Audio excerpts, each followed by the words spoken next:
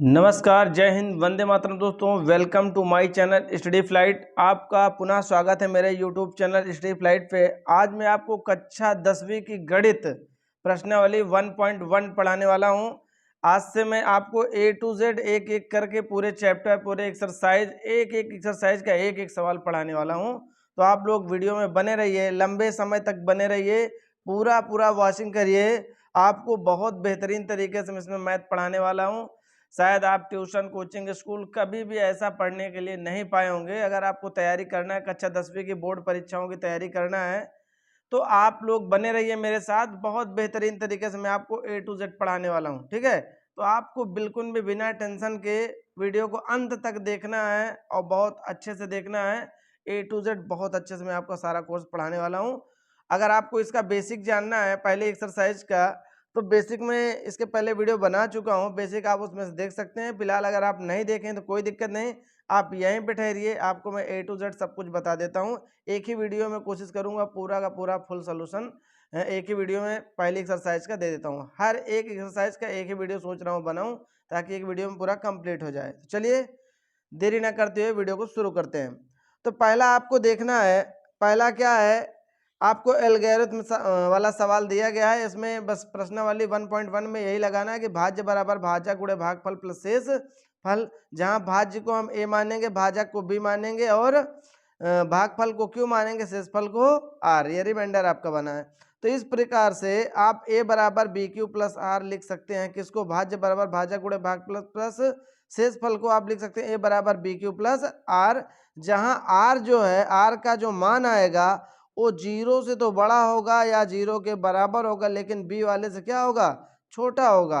यहाँ मैंने लिख भी दिया है कि a क्या है, b क्या है और q क्या है, r क्या है, सब कुछ मैंने लिख दिया है। बखूबी आप समझ सकते हैं।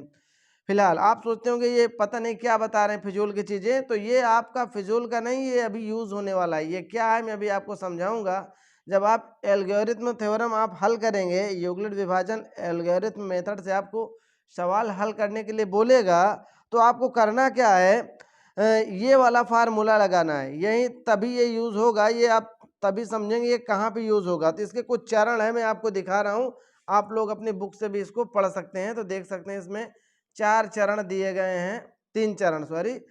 पहला चरण आपको क्या दिया गया है, आप अच्छा देखिए कि सी और डी के लिए यूक्लिड विभाजन प्रमेयिका का प्रयोग कीजिए। इसलिए हम ऐसे क्यू और आर ज्ञात करते हैं। कैसे क्यू आर ज्ञात करते हैं कि सी बराबर डी क्यू प्लस आर, मैंने ए बराबर बी क्यू प्लस आर माने, सी बराबर डी क्यू प्लस आर मान लिया, कोई दिक्कत नहीं, कुछ भी मान सकते हैं। जहां इसने कह दिया कि आर का जो मान है वो 0 से तो बड़ा या 0 के बराबर, लेकिन डी से क्या होगा? डी से आपका छोटा होगा।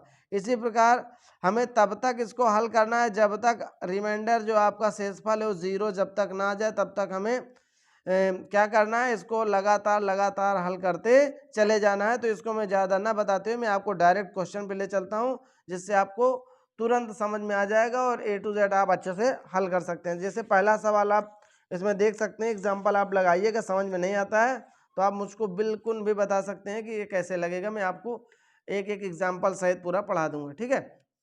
तो आप देख सकते हैं पहला क्वेश्चन है, निम्नलिखित संख्याओं का HCF ज्ञात करने के लिए यूक्लिड विभाजन एल्गोरिथम का प्रयोग कीजिए। ये आपको दिया गया है। तो ये आपके पहले के 3 पार्ट हैं, फर्स्ट सेकंड थर्ड आपको दिया है। इन सबसे क्या करना है, यूक्लिड विभाजन एल्गोरिथम का प्रयोग करके आपको HCF निकालना है। HCF हाईएस्ट कॉमन फैक्टर, यानी कि मासा, महत्तम समापवर्तक आपको ज्ञात करना है, मासा। तो चलिए इसको ज्ञात करते हैं। मैं पहला लगाऊंगा, फिर दूसरा, फिर तीसरा, एक एक करके मैं आपको सारे सवाल लगा रहा हूं। तो आपको पहला सवाल दिया है, कितने का आपको निकालना है, आप देखते जाइए, फटाफट मैं आपको बता रहा हूं। पहले सवाल में पहला क्वेश्चन है, आप देख सकते हैं पहले का दिया है 135 और 135 के बाद है 225, 135 और 225 दिया गया है। इसका क्या निकालना है, आपको मासा ज्ञात करना है। तो मासा कैसे ज्ञात करेंगे, चलिए शुरू करते हैं। किस विधि से आपको बता दिया, यूक्लिड विभाजन की प्रमेयिका द्वारा आपको लगाना है। यूक्लिड विभाजन एल्गोरिथम का प्रयोग करके ही इसको हल करना है। डायरेक्ट मासा नहीं निकालना कि 135 बराबर लिख दो, 225 बराबर, बस गुणनखंड करके जो मिले वो मासा है, जो ना मिले वो क्या है, मासा नहीं है, काम खत्म। तो आपको करना क्या है, सूत्र लगाना है। कौन सा सूत्र लगाएंगे जरा गौर कीजिएगा, जो मैं अभी ऊपर बता चुका हूं कि भाज्य बराबर भाजक गुणे भागफल और प्लस शेष फल, ये वाला सूत्र आपको लगाना है। अब इसी के बगल में आप यहाँ पे भाग विधि वाला ये फार्मूला लगा दीजिए। इसमें जो सबसे बड़ी संख्या है उसको क्या मान लीजिए, यहाँ पे आप इसको 225 बीच में, बड़ी संख्या को बीच में रखिए और 135 को आप कहाँ रख दीजिए, यहाँ पर रख दीजिए। तो जो 225 जो है इसको आप क्या कहेंगे, ये 225 आपका क्या कहलाएगा, भाज्य कहलाएगा। इसको हम क्या कहेंगे, भाज्य कहेंगे। और इधर जो आएगा इसको हम क्या कहेंगे, शेषफल कहेंगे। और ये वाला अपना क्या है, भाजक है। ये क्या है, ये भाजक है, ध्यान से समझना। इसको हम भाजक कहेंगे, ये वाले को, इसको भाज्य कहेंगे। और इधर जो आएगा इसको क्या कहेंगे, शेष फल कहेंगे। और इधर सॉरी इधर भागफल आएगा, भागफल। इधर जो आएगा उसको कहेंगे भागफल, भागफल हो जाएगा। और ये जो नीचे आएगा उसको हम शेष फल कहेंगे। तो मैं आपको यहाँ अगर आप समझे तो यहाँ मैं ऐसे लिख देता हूँ कि इधर अपना क्या होता है, इसको हम लिखते हैं भाजक, इधर भाजक होता है, बीच में क्या होता है, भाज्य होता है, इधर होता है आपका भाग फल, और ये जो नीचे कट के आएगा इसको हम कहेंगे शेष फल। उम्मीद करता हूँ कि आपको ये बातें समझ में आ गई होंगी, कहाँ पे भाजक होगा, कहाँ भागफल होगा, कहाँ भाज्य होगा, कहाँ शेषफल होगा, ये बातें आपको अच्छे से समझ लेना है। तो अब 135 से 225 में भाग करिए, और भाग ऐसा करना है कि एक ही बार में चला जाए, 2 बार आपको ले जाने की ज़रूरत नहीं है। एक ही बार में जितने बार, मतलब जितनी बार जाए एक ही चक्कर में कटना है आपको, जितनी बार भी ले जाएं। तो 135 दुनाई ले जाएंगे तो 270 हो जाएगा, 270 जाएगा नहीं तो एक बार जाएगा। 135 कम 135 ले जाइए, तो 5 में से 5 गया 0, ये एक उधार लिया 12, 12 में से 3 गया 9, एक से एक गया कुछ नहीं, है कि नहीं। तो भाज्य जब ये वाला मान उठा करके कहाँ रखना है, यहाँ पे, बिना पूछे। तो भाज्य आपका कितना है, 225 था, भाज्य आपका आ गया 225। अब देखेंगे भाजक, भाजक कितना है, 135 से गुणे भागफल, भागफल कितना है 1 प्लस शेषफल कितना आया है 90 आ गया, ये आपका बन गया। फिर पुनः ले चलेंगे, अब इसको यहाँ पे पुनः, अब ये जो शेषफल 90 था इसको हम क्या बना लेंगे, भाजक बनाएंगे। इसको क्या बनाएंगे, भाजक, और जो भाजक था उसको भाज्य बना ले। 135 उठा के आप यहाँ ले आइए, बात समझ में आ गई। 135 को आपको क्या करना है, ये वाला उठा के बीच में लाना है। तो 9 दुनाई 18, 180 ज़्यादा हो जाएगा, तो 90 कम 90 कर दीजिए। अब क्या करेंगे, 5 आपका 5 ही आएगा, 9 4 13, 45 आ जाएगा कि नहीं आ जाएगा। तो यहाँ पे ये लिखेंगे, चूंकि r does not equal 0, शेषफल r क्या है, रिमाइंडर है, शेषफल है। तो जब तक शेषफल आपका 0 नहीं आएगा तब तक आपको इसको हल करना है। तो रिमाइंडर डज नॉट इक्वल 0 आप लिख सकते हैं। यहाँ शेषफल 0 नहीं आया तो इसलिए पुनः ये प्रक्रिया करनी पड़ी आपको। तो यहाँ फिर लिखेंगे पुनः, कितना लिखेंगे, पुनः। फिर भाज्य आपका कितना है, आपकी बार आप देख सकते हैं भाज्य आपका 135 बन गया है, बराबर भाजक, भाजक कितना है 90 गुणे भागफल कितना है 1 प्लस शेषफल कितना है 45। अभी देख रहे हैं लास्ट वाला जो शेषफल है 0 के बराबर नहीं है, तो फिर लिखेंगे r डज नॉट इक्वल 0, यानी शेषफल 0 के बराबर नहीं है। तो पुनः क्या करेंगे, फिर ये 45 यहाँ है, ये जो आपका शेषफल था 90, अब इसको हम क्या बनाएंगे, भाज्य बना लेंगे। यहाँ 90 हम ले आए, अब 90 से करोगे 45 दुनाई 90, 45 दो बार में कट गया। चलिए क्वेश्चन नंबर दूसरा देखते हैं। क्वेश्चन नंबर 2 पहले का दूसरा पार्ट है कि 196 और 38,220 का एचसीएफ ज्ञात कीजिए। किस प्रक्रिया से, यूक्लिड विभाजन एल्गोरिथम थ्योरम का प्रयोग करके आपको ज्ञात करना है। जैसे आप पहला निकालें वैसे ही आप दूसरा निकालेंगे। तो इसके लिए आपको फिर उसी प्रकार लिखना पड़ेगा, यहाँ पे भाज्य बराबर भाजक गुणे भागफल प्लस शेषफल, सूत्र वही लिख देंगे, कोई दिक्कत नहीं। बस आपको करना क्या है, एक छोटा सा काम बस इधर भाग विधि आप इधर ऐसे लगा लीजिए और इधर करते चले जाइए। 196 से आपको करना है, 196 से किसको करेंगे, 38,220 का करेंगे। तो इसको ऐसा आप डिवाइड करें कि एक ही बार में ये पूरा कट जाए या कम तक जाए, ज़्यादा ना जाए, या बराबर जाए या कम जाए लेकिन ज़्यादा ना जाए। तो 196 से अगर आप काटेंगे तो 195 बार में पूरा 38,220 आ जाता है, यानी एक ही बार में पूरा काम 35 हो जाता है, जीरो शेषफल आता है। तो यहाँ पे भाज्य हमारा कितना है, 38,220 है, और भाजक कितना है, 196 है, भागफल कितना है, 195 आया, शेषफल आपका कितना आता है, जीरो। मैंने कहा आर इक्वल टू जब जीरो आ जाए, शेषफल हमारा क्या आ जाए, जीरो, तो जिसकी वजह से शेषफल जीरो आया वही आपका भाजक जो है वही क्या कहलाएगा, HCF कहलाएगा। तो 196 से हम काटें तो जीरो आ गया शेषफल, तो क्या लिखेंगे, अतः HCF बराबर कितना हो जाएगा, 196। अभी नहीं कि 195 भागफल है तो इसको आप HCF मांगे, इसको नहीं, जिससे ये कटा ये वाले को आपको मानना है, इसको, ये जो भाजक है, इस भाजक को ही आपको क्या मान लेना है, HCF। तो लिखेंगे अतः 196 और 38,220 का HCF कितना होगा, 196 हो जाएगा, ठीक है ना। चलिए इसी के बाद सेकंड वाला क्वेश्चन लिखते हैं। तीसरा वाला क्वेश्चन आपको क्या कहता है, तीसरा पार्ट, पहले का ही तीसरा पार्ट है, आप देख सकते हैं पहले का तीसरा पार्ट। पहले का तीसरा है आपकी बार 867 और 255, 867 और 255 का HCF ये ज्ञात करना है। ये पहले के ही तीनों हैं, पहले के ही तीनों हैं, आप देख सकते हैं। तो फिर इसमें लिखेंगे भाज्य बराबर भाजक गुणे भागफल प्लस शेष फल, इस तरह लिख देंगे सूत्र। अब फिर वही प्रक्रिया अपनाएंगे साइड में, इधर देखेंगे सबसे बड़ी वाली जो संख्या होती है इन दोनों में से, ध्यान से समझ लीजिए, सबसे बड़ी वाली जो संख्या है उसी को भाज्य बनाएंगे। तो बड़ा क्या है, 867 है, यहाँ पे भाज्य बना दो, भाजक आपका कितना हो जाएगा, छोटी वाली संख्या 255, ये आपको क्या हो गया, भाजक हो गया, ठीक है। तो कितनी बार जाएगा, इसको 250 के समथिंग मान सकते हैं, तो इसको आप कितनी बार ले जाएंगे, 2 तिहाई 6, 2 चौको 8, करीब 4 बार अगर आप सोचें तो इसमें यहाँ गुणा भी कर लीजिए कि 255 गुणे 4 करेंगे तो 5 चौक 20, 5 चौक 20, 2 22, 4 से कर रहे हैं, 4 पंचे 20, 4 पंचे 20, 2 22 और 4 दुनाई 8, 8 2 10, 10 20 आता है, ज़्यादा हो जाता है, इसका मतलब 3 बार जाएगा। तो 3 पचे 15, 3 पचे 15, 1 16, 3 दुनाई 6, 1 7, 765 आ रहा है। इसका मतलब हमें कितनी बार ले जाना है, 3 बार इसको कम से कम ले जाएंगे, 4 बार में ज़्यादा हो जाता है, 3 बार ले जाइए, 3 बार में करेंगे तो 765 आता है आपका ये, ठीक है। अब घटा लीजिए कितना आएगा, 7 में से 5 गया 2 आ गया, 6 से 6 0, ये आपका आएगा 102, 102 आ गया।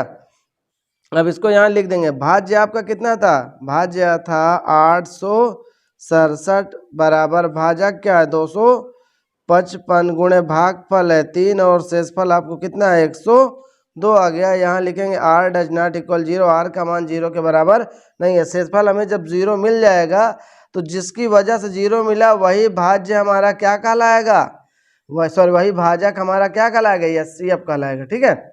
तो यहाँ शेषफल 0 नहीं आया, ये वाला 0 नहीं आया, तो फिर पुनः चलेंगे, यहाँ लिखेंगे पुनः ये काम फिर करिए। जो शेषफल है, शेषफल को आप क्या बनाइए, भाजक बना लीजिए, और जो आपका भाजक था शेषफल को आप क्या बना लीजिए, भाजक बना लीजिए, और जो पहले आपका भाजक दिया हुआ था उसको भाज्य बनाना है, यानी 255 को उठा करके कहाँ लाना है, यहाँ पे ले आना है। इसको उठा के यहाँ ले आओ, कई बार में जाएगा, करीब 2 बार जाएगा, तो क्या आएगा 204 हो जाएगा, 2 बार करेंगे तो 5 में से 4 गया 1 आ गया, ये 5 आपका पहले से ही बना हुआ है, बाकी ये तो ख़त्म हो गया।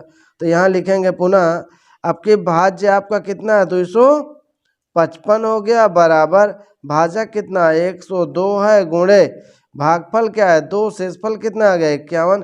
अगर आप इन दोनों गुणा करके इसको जोड़ दीजिए, इसी के बराबर आएगा। यही उत्तर की जांच इसकी होती जाए कि आप सही कर रहे हैं या गलत। अगर कोई कहे गलत है तो इन दोनों गुणा करके इसको जोड़ दीजिए, देखिए आ रहा है कि नहीं आ रहा। अगर आ रहा है तो आप सही जा रहे हैं, इसमें कोई दिक्कत नहीं है। तो चलिए आगे करते हैं। फिर लिखेंगे r डज नॉट इक्वल 0। यहाँ भी शेषफल 0 के बराबर नहीं। r क्या है, रिमाइंडर है, शेषफल है, तो ये 0 के बराबर नहीं है। तो फिर चलेंगे पुनः, जब तक 0 ना है तब तक करेंगे। पुनः क्या करेंगे, अब 51 आपका क्या बन गया, 51 को यहाँ रखें, अब 102 को यहाँ लाइए, तो कितनी बार जाएगा, 51 दुनिया जाएगा 102, ये शेषफल 0 हो जाएगा। तो यहाँ लिखेंगे भाज्य आपका हो गया 102 भाजक है 51 है, और भागफल है आपका 2, शेषफल आपका क्या आ गया 0। 51 दुनिया 102 एक दूसरे क्या है, दोनों बराबर है। तो इस प्रकार से अब आप इसमें कह सकते हैं r इक्वल टू क्या आ गया 0, तो लिखेंगे अतः किसका 800 कितने का था 867 व 255 का HCF कितना होगा, किससे कटा लास्ट में 51 से कटा ना, 51 से कटा तभी 0 है, तो क्या लिखेंगे 51 होगा। यही आपका कंप्लीट HCF हो जाएगा। बहुत सरल है, बहुत सरल है, बस आप देखते रहिए, एक एक क्वेश्चन आपको मैं बता रहा हूँ, एकदम क्लियर समझ में आएगा। अगला क्वेश्चन है क्वेश्चन नंबर 2। देखिए कि दर्शाइए कि कोई भी धनात्मक विषम पूर्णांक 6q+1 या 6q+3 या 6q+5 के रूप में होता है जहाँ q कोई पूर्णांक है। कहता है जहाँ q कोई क्या है, पूर्णांक है। q को आप पूर्णांक मान लीजिए, कहता है तो आपको इतना दर्शाना है कि ये क्या होता है, धनात्मक विषम पूर्णांक इस रूप में होता है। तो चलिए इसको भी दर्शाते हैं, फटाफट हो जाएगा। धनात्मक विषम पूर्णांक ही आपको दर्शाना है। तो चलिए मैं क्वेश्चन देखता हूँ। क्वेश्चन आपको दिया गया है, क्वेश्चन नंबर कौन सा है, तो आपको दर्शाना क्या है कि ये धनात्मक पूर्णांक 6q+1 या 6q+3 या 6q+5 के रूप में होता है। तो आप करेंगे क्या, इनमें से चाहे इसको लो चाहे इसको, किसी एक को पकड़िए, बाकी अपने आप क्वेश्चन का हल होता चला जाएगा। आपको सबको पकड़ने की कोई ज़रूरत नहीं है, ठीक है। तो चलिए एक को पकड़ते हैं। तो हम क्या करते हैं, हम मान लेते हैं यहाँ से हम सॉल्व कर रहे हैं, ठीक है। यहाँ से हम ले लेते हैं कि 6 माना, यहाँ ये लिख देंगे माना धनात्मक पूर्णांक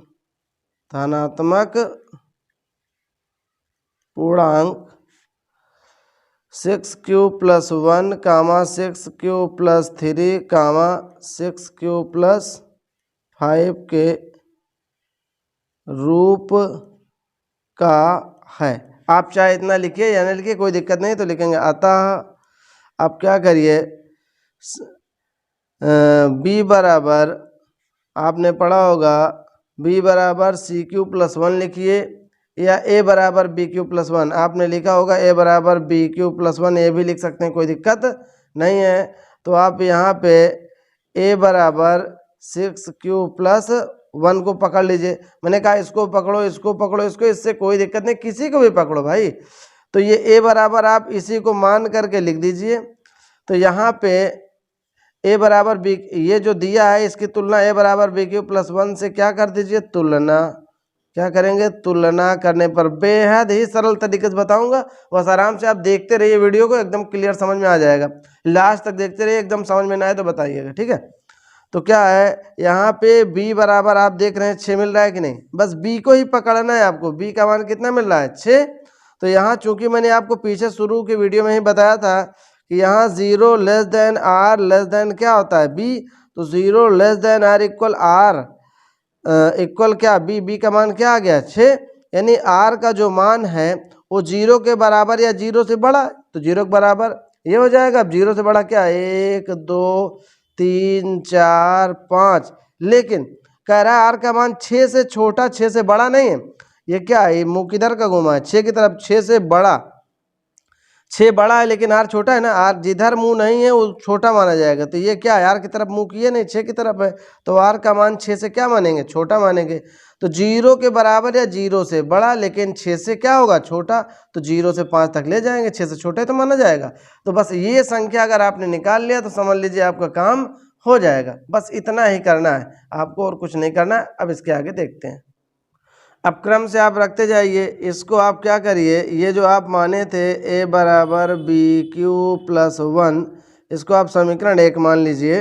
तो लिखेंगे समीकरण 1 से, समीकरण 1 से आप लगाएंगे, क्या लिखेंगे, r बराबर 0 रखने पर, r बराबर 0 रखने पर, तो 0 रखिए तो क्या हो जाएगा, a बराबर क्या आ गया आपका बी क्यू। बी का मान कितना है, बी का मान आपने देखा है पहले, अभी बी का मान क्या है 6, बार बार 6 रखेंगे तो 6 Q plus 1, sorry 6 Q plus 1 नहीं, क्या लिखा है बी क्यू प्लस, यहाँ पे आर होना चाहिए, क्या है ए बराबर, यहाँ पे लिखा है बी क्यू 6 क्यू प्लस 1, तो ए बराबर बी क्यू प्लस आर होता है, ये क्या होगा आर, सॉरी यहाँ पे क्या होना चाहिए आर होना चाहिए। तो आर का मान यहाँ पे मैं आपको बता ही रहा हूँ, आर का मान क्या रखना है आपकी बार, आर का मान 0, तो ए बराबर क्या आ गया 6 क्यू, एक हल ए बन गया। लेकिन हमको क्या चाहिए, विषम चाहिए ना, ये तो धनात्मक पूर्णांक सम संख्या में आता है, हमें विषम चाहिए। तो लिखेंगे पुनः, आप चाहें तो डायरेक्ट, आप जानते हैं 1 3 5 यही विषम संख्या है, तो डायरेक्ट 1 3 5 आर बराबर रखिए, विषम संख्या हो जाएंगे, मतलब डायरेक्ट आपका हल हो जाएगा, इससे कोई दिक्कत नहीं है। तो आप इसको डायरेक्ट चाहे लिखिए चाहे आप फिर लिखिए, पुनः r बराबर 1 रखने पर, कहाँ समीकरण 1 से रखिए, तो ये क्या आ जाएगा a बराबर बी क्यू प्लस 1, बी का मान क्या है 6 क्यू प्लस 1, सॉरी r का मान आपके 1 है ना, यहाँ पे क्या है B Q plus R, B का मान 6 और r का मान 1 रख दिया, तो एक हल तो ये हो गया है कि नहीं। दूसरे हल के लिए अगर हम बात करें तो दूसरा हल क्या हो जाएगा, पुनः लिखेंगे पुनः r बराबर 2 रखने पर, वैसे मैंने आपको बताया कि ये सब रखने की जरूरत नहीं, सम कहे तो सम संख्या r के जो आई हैं उसको रख दीजिए। यहाँ पे देख लीजिए, अगर सम कहे, ध्यान से सुनना, अगर आपसे कहता है सम संख्या तो r बराबर 2 4 6 इस तरह जो रहा है उसको रख दीजिए। विषम कहे तो 1 3 5 जो r का मान प्राप्त हुआ उसे रख दीजिए, आपका उत्तर हो जाएगा। ठीक है, बाकी आप चाहे तो क्रम से जितने भी मान है आप उसको रख के हल करके चेक कर सकते हैं। तो यहाँ पे क्या आएगा, समीकरण 1 से फिर से लगाएंगे तो क्या हो जाएगा, a बराबर 6 क्यू प्लस आर का मान आपकी क्या हो गया 2 हो गया, एक हल ये बन गया, ये भी अच्छा नहीं है क्योंकि ये सम में आएगा, विषम हमें चाहिए। फिर लिखेंगे पुनः r बराबर 3 रखने पर, 3 रखेंगे तो a बराबर 6 क्यू प्लस 3, एक हल ये आ गया आपका। फिर ऐसे r बराबर अब 4 ना रख के आप 5 रख लीजिए, r बराबर 5 रखने पर वही समीकरण 1 से, समीकरण 1 से ही रखेंगे तो a बराबर क्या आएगा 6 क्यू प्लस 5, तो यही तो होना था, हमें यही सिद्ध करना। तो लिखेंगे अतः लिखेंगे 6 क्यू प्लस 1 कामा 6 क्यू प्लस 3 कामा 6 क्यू प्लस 5 विषम पूर्णांक हैं, विषम पूर्णांक हैं। यही आपको सिद्ध करना, तो बस यहाँ तक कर देंगे। मतलब मैं आपको बता रहा हूँ, आपको ये लंबा बता दिया, बाकी आप चाहें तो बिल्कुल सस्ता जुगाड़ इसका सोच सकते हैं। सस्ता जुगाड़ मैं बता चुका हूँ क्या होना चाहिए, कि जब विषम पूर्णांक कहे तो आपको विषम संख्या 1 3 5 लेना है, सम पूर्णांक कहे तो आपको 2 4 6 जो सम संख्या है उसको रख देना है आर के दर पर समीकरण 1 में, बस आपका काम हो जाएगा। चलिए अगला क्वेश्चन दिखाते हैं। अगला क्वेश्चन कहता है किसी परेड में 616 सदस्यों वाली एक सेना आर्मी की टुकड़ी को 32 सदस्यों वाले एक आर्मी बैंड के पीछे मार्च करना है, यानी लेफ्ट राइट जो करते हैं ना वही चीज। दोनों समूहों को समान संख्या वाले स्तंभों में मार्च करना है, उन स्तंभों की अधिकतम संख्या क्या होगी जिसमें वे मार्च कर सकते हैं। तो क्या पूछ रहा है, अधिकतम संख्या। तो अधिकतम के लिए आपको करना क्या है, 616 और 32 का क्या निकालना है, मासा, यानी यह CF ज्ञात कर लेना है, बस आपका काम हो जाएगा। तो आप इसको 616 और 32 का मासा कैसे ज्ञात करेंगे, इसमें आप लिख सकते हैं, यहाँ पे 616 और यहाँ लिख लीजिए 32, इसका मासा आपको निकालना है। ठीक है, ये क्वेश्चन नंबर आपका कौन सा है, क्वेश्चन नंबर 3 का है। ठीक है, तो इतना व इतना का आप चाहे तो इसके आगे गुणनखंड विधि से निकाल लीजिए तब भी चल जाएगा, या मैं आपको बता दूं भाग विधि से ऐसे निकालिए। 616 यहाँ रख दीजिए, 32 यहाँ रख लीजिए, आराम से आप भाग करिए, कितनी बार जाएगा आप आराम से इसको हल कर सकते हैं, कोई दिक्कत नहीं है। तो इसको अगर आप भाग विधि लगाएं तो भाग विधि में क्या हो जाएगा कि इसको आप ऐसा करिए कि एक ही बार में कट जाए, कम बार ना जाए, मतलब ज़्यादा बार ना जाए, एक कम बार जाएगा चलेगा।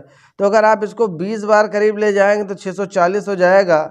तो इसको आप 20 ना करके 19 बार ले जाइए। तो 19 दुनिया 38 के 8 हंसी लाएँ 3, 19 त्रिक 57, 57 और 3 आप जोड़ेंगे क्या हो जाएगा 60 हो जाएगा। अब 8 दुनाई 16 आपका क्या आ गया 8 आ गया।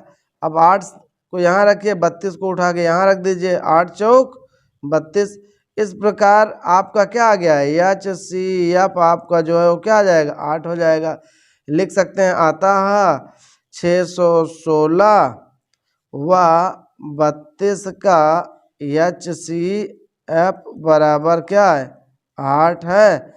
अतः सेना को 8 टुकड़ी में रखना होगा, सेना की 8 टुकड़ी होगी, 8 टुकड़ी होगी या 8 समूह होगा, इस तरह आप कुछ भी लिख सकते हैं, कोई दिक्कत नहीं। ठीक है, तो चलिए अगला क्वेश्चन देखते हैं। अगला क्वेश्चन क्या कह रहा है आप देख सकते हैं, आप अपनी बुक भी खोल सकते हैं या बुक में यहीं में आपको बुक की ज़रूरत ही नहीं है, यहीं पे सब कुछ देखते रहिए, मैं सब कुछ बाकायदा समझा रहा हूँ बुक में।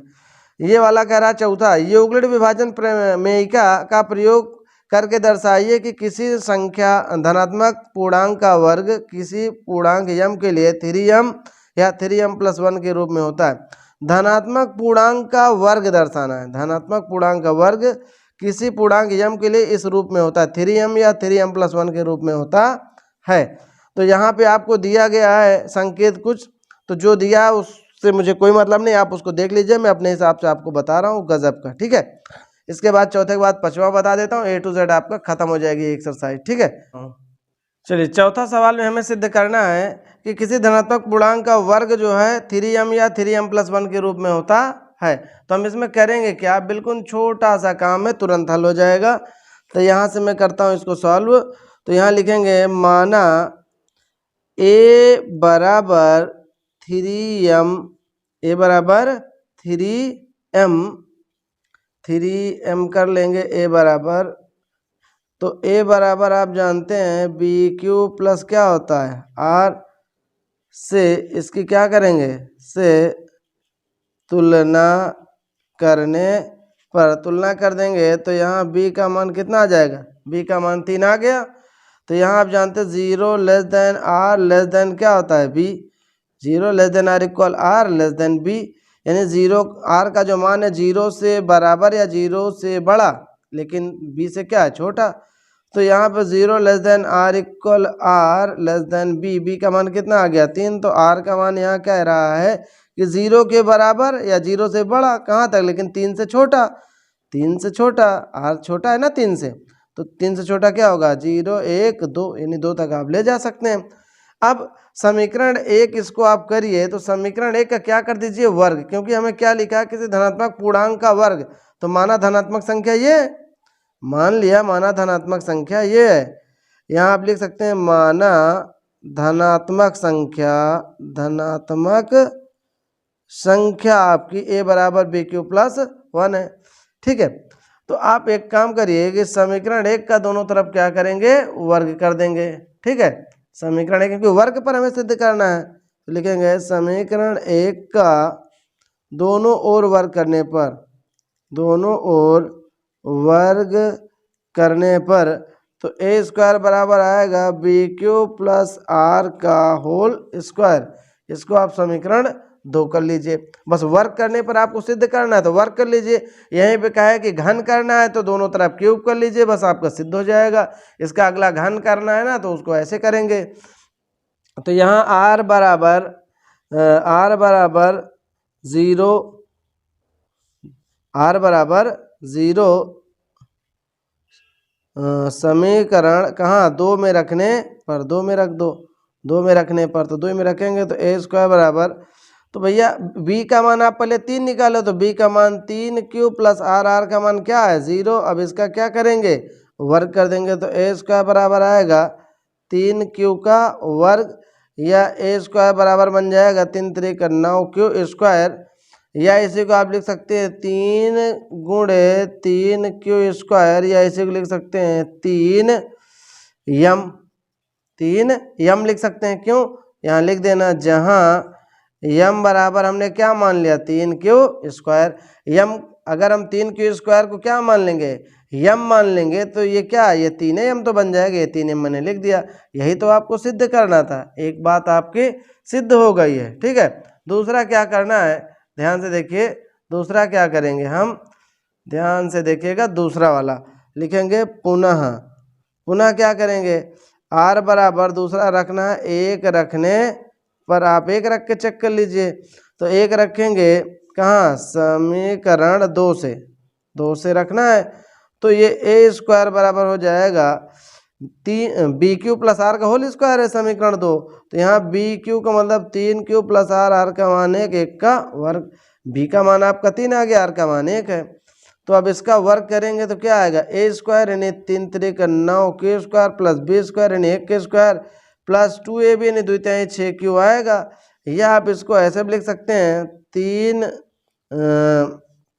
इसमें से अगर 3 कॉमन कर लेते हैं, 3 केवल कॉमन करेंगे तो क्या आएगा, 3 त्रिक 9 3q स्क्वायर प्लस 3 दूना 6 2q हो जाएगा प्लस 1, या इसको लिख सकते हैं 3m प्लस 1, जहाँ आप दर्शा दीजिए कि यम हमने किसको मान लिया, ये पूरा यम मान लिया, 3q स्क्वायर प्लस 2q को हमने क्या मान लिया, यम मान लिया, तो ये 3m प्लस 1 के रूप में भी सिद्ध हो गया। यही तो आपको करना था, अतः सिद्ध हुआ लिख दो, अतः सिद्ध हुआ, बस यही आपको सिद्ध करना था कि किसी धनात्मक पूर्णांक का जो वर्ग होता है वो 3m प्लस 1 या फिर 2m प्लस 3m के रूप में होता है। तो आपने 3m भी सिद्ध कर लिया और 2m प्लस 3m प्लस 1 भी सिद्ध कर लिया। ठीक है, ये आपने 3m सिद्ध किया, आप देख सकते हैं। चलिए अगला क्वेश्चन देख लेते हैं।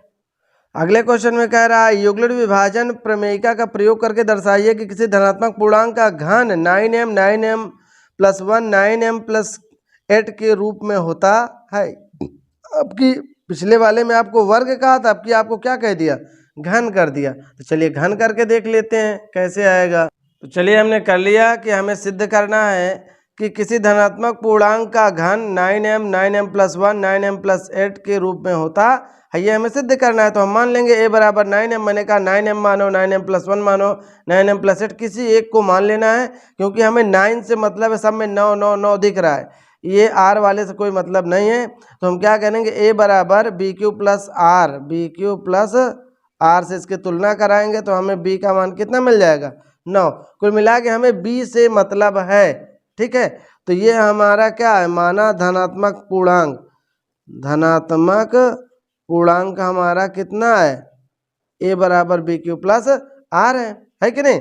तो यहाँ हम जानते हैं 0 less than R less than क्या होता है, b सूत्र होता है। तो 0 लेस देन आर का मान कितना है पता नहीं है, b का मान क्या है 9। तो r बराबर r का मान 0 से बड़ा या 0 के बराबर लेकिन 9 से छोटा। तो r का मान 0 1 2 3 4 5 6 7 कहाँ तक जाएगा, 8 तक, 9 से छोटा चाहिए तो 8 तक आप ले सकते हैं।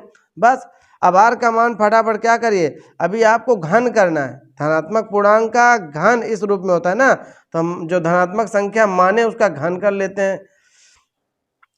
चूंकि धनात्मक संख्या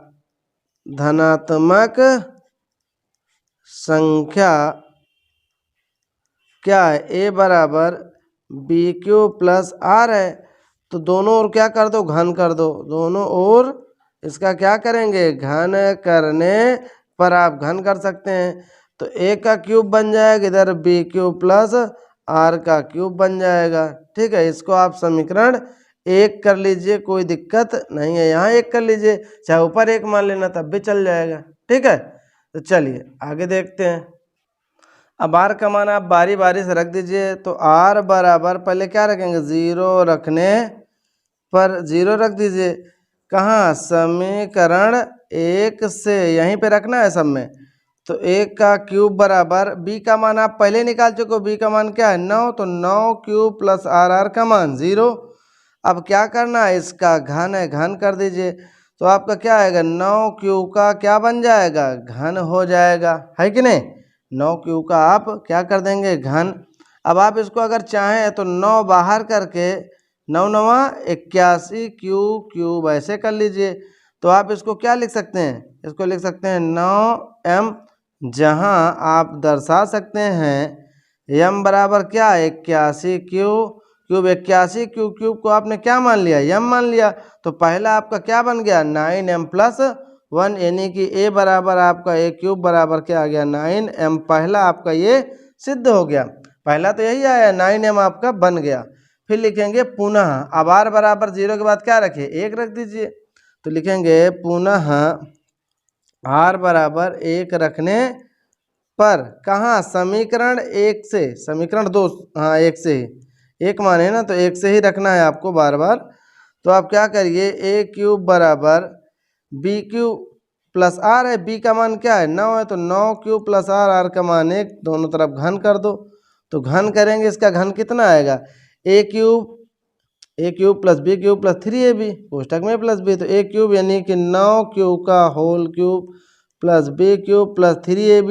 3a के मतलब है 9 क्यूब और b के तरफ पर क्या है, कोष्टक में a प्लस b, यानी 9 क्यूब प्लस 1 हो जाएगा। इसको तोड़िए, कितना आएगा, 9 9 81, या 9 गुणे आप लिख सकते हैं 81 क्यूब क्यूब, क्योंकि 9 कॉमन बनाना है कि नहीं।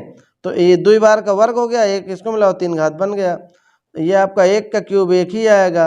इसमें आप क्या करिए, आप इसमें 3 का गुणा कर दो, 9 को बना रहने दो। तो 9 आपका बना है, 3 क्यूब का गुणा करेंगे तो 9 गुणे, देखिए 9 आपका केवल बाहर, 3 क्यूब समझ लो गुणा कर रहे हो, ठीक है।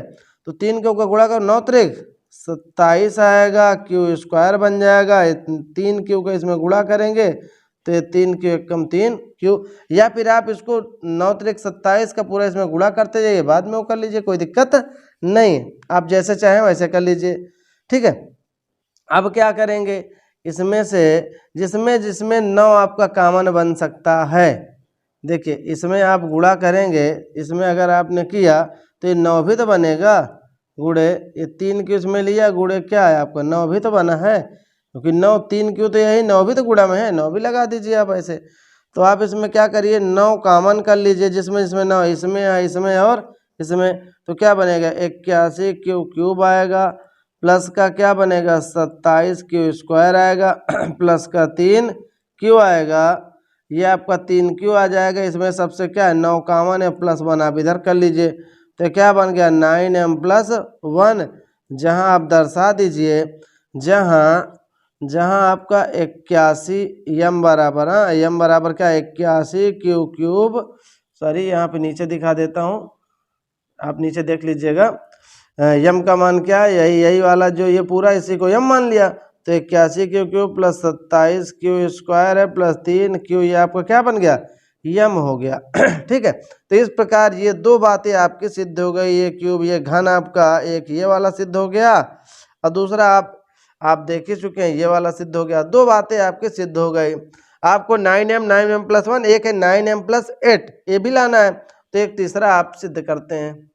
तो आप देख सकते हैं यम बराबर आपकी क्या रखना है, 2 रखना है, वही समीकरण 2 से, तो a क्यूब बराबर 9 क्यूब प्लस 2 बन जाएगा, इसका होल क्यूब घन बना है, घन कर दिए, तो इसका a प्लस b का होल क्यूब करिए तो a क्यूब यानी कि 9 क्यू का whole cube, a cube plus b cube यानी 2 का cube, a cube plus b cube plus 3ab, 3a के मतलब है 9 क्यू, a के मतलब है 9 क्यू, ये a 3ab, b का मतलब है 2, कोष्टक में प्लस b यानी 9 क्यू प्लस 2 आपका हो जाएगा। इसी को हल कर लो तो इसमें से 1 9 में बाहर कर लेता हूँ, तो 9 9 81 क्यू क्यूब हो जाएगा, 2 का क्यूब 8 हो जाएगा। अब इसमें देखें अगर आप, तो 2 तिहाई 6, तो इसको 9 गुणे 6 क्यू लिख सकते हैं, 9 गुणे 6 क्यू लिख दें, और यहाँ 9 क्यू, ये थोड़ा जुगाड़ बता रहा हूँ, गुणा कम करना पड़ेगा, बाकी आप एक बार में गुणा कर लीजिए, कोई दिक्कत नहीं है। तो आप इसमें देखेंगे 9 गुणे 81 क्यू क्यूब प्लस 8 प्लस, अब आप इसमें क्या करिए, 9 तो कॉमन बनाना है, तो 9 को आप ऐसे गुणा में रखिए, 6 का गुणा करो 6 1 54 क्यू स्क्वायर बन जाएगा। फिर इसमें करेंगे तो +9 तो गुणे में इसको पड़ा रहने दीजिए और 6 का गुणा करो, 6 दूनी 12 क्यू बन जाएगा। ये 6 दूनी 12 क्यू हो गया। अब इसमें आप क्या करिए, 9 कॉमन कर लीजिए, इसमें है और इसमें 3 में है, तो क्या बचा, 9 कॉमन किया तो 81 क्यू क्यूब आएगा और प्लस का आपका आएगा 54 क्यू स्क्वायर हो जाएगा और ये प्लस का आपका आएगा 12 क्यू, ये आपका 9 कॉमन पड़ने पर इधर 8 लिख देंगे, तो यहाँ इसको लिख सकते हैं 9m + 8 लिख सकते हैं। क्या लिख सकते हैं, 9m + 8, जहाँ आप दर्शा सकते हैं m बराबर क्या माना है, 81 Q cube + 54 Q square + 12 Q. आपने इसको क्या मान लिया, m, तो क्या हो गया, अतः सिद्ध हुआ। यही तो हमें सिद्ध करना था, सिद्ध हुआ। यहाँ आप लिख सकते हैं सिद्ध हुआ, क्योंकि हमें यही सिद्ध करना था ना कि धनात्मक पूर्णांक का जो घन है वो 9m + 1 9m + 8 के रूप में होता है, तो हो गया। तो इस प्रकार आपका पहला एक्सरसाइज एकदम झक्कास समाप्त हो गया। अगर आप सभी वीडियो देखना चाहते हैं, सभी एक्सरसाइज का पूरा मैथ का फुल सलूशन मैं आपको करवाऊंगा, तो आप वीडियो को ज़्यादा से ज़्यादा लोगों तक शेयर करिए। और अगर आपने चैनल को सब्सक्राइब नहीं किया तो प्लीज़, अगर आप अच्छे से पढ़ाई करना चाहते हैं तो अपने दोस्तों तक शेयर करिए, उनको भी ये बताइए और चैनल को सब्सक्राइब कीजिए। बेल आइकन प्रेस करना ना भूलें, क्योंकि जो वीडियो हम भेजते हैं मोस्ट इंपॉर्टेंट क्वेश्चंस की, उसकी नोटिफिकेशन आपको सबसे पहले मिले। ठीक है, तो मिलेंगे अगली वीडियो में, तब तक के लिए टाटा बाय बाय।